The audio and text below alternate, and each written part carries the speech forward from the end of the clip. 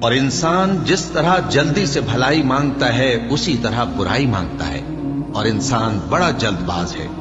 اور ہم نے دن اور رات کو دو نشانیاں بنایا ہے، سو رات کی نشانی کو تاریک بنایا اور دن کی نشانی کو روشن، تاکہ تم اپنے پروردگار کا فضل یعنی روزی تلاش کرو اور برسوں کا شمار اور حساب جانو۔ اور ہم نے ہر چیز کی بخوبی تفصیل کر دی ہے، اور ہم نے ہر انسان کے اعمال نامے کو بصورت کتاب اس کے گلے میں لٹکا دیا ہے، اور قیامت کے روز وہ کتاب اسے نکال دکھائیں گے جسے وہ کھلا ہوا دیکھے گا۔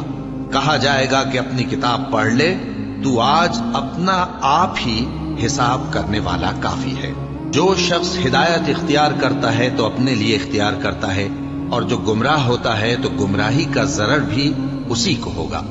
اور کوئی شخص کسی دوسرے کا بوجھ نہیں اٹھائے گا، اور جب تک ہم پیغمبر نہ بھیج لیں عذاب نہیں دیا کرتے۔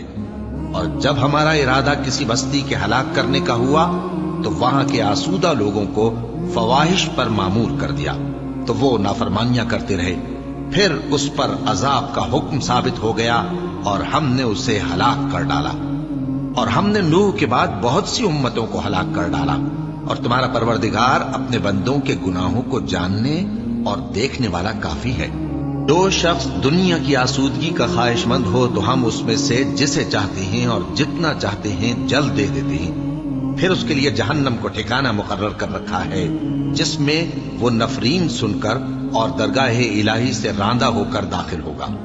اور جو شخص آخرت کا خواستگار ہو اور اس میں اتنی کوشش کرے جتنی اسے لائق ہے، اور وہ مومن بھی ہو، تو ایسے ہی لوگوں کی کوشش ٹھکانے لگتی ہے۔ ہم ان کو اور ان کو سب کو تمہارے پروردگار کی بخشش سے مدد دیتی ہیں، اور تمہارے پروردگار کی بخشش کسی سے رکی ہوئی نہیں۔ دیکھو ہم نے کس طرح بعض کو بعض پر فضیلت بخشی ہے، اور آخرت درجوں میں دنیا سے بہت برتر اور برتری میں کہیں بڑھ کر ہے۔ اور اللہ کے ساتھ کوئی اور معبود نہ بنانا کہ ملامتیں سن کر اور بے کس ہو کر بیٹھے رہ جاؤ گے۔